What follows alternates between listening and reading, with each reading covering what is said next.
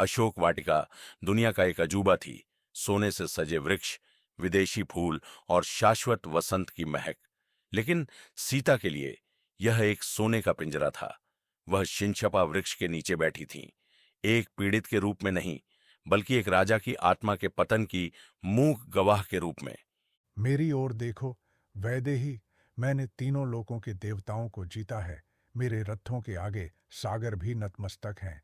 लंका में धन पानी की तरह बहता है।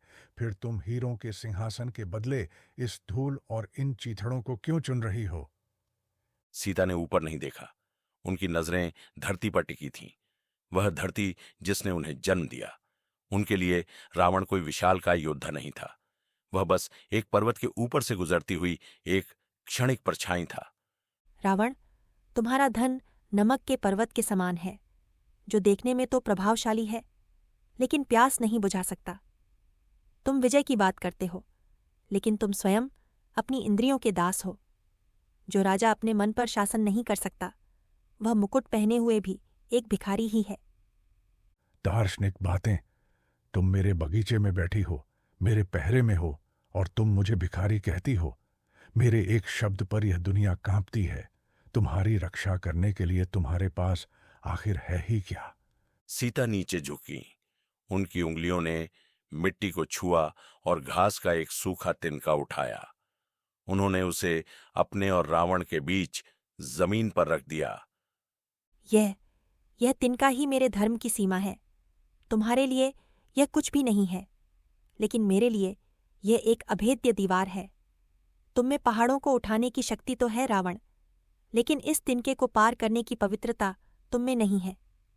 मेरी आत्मा श्री राम के साथ है।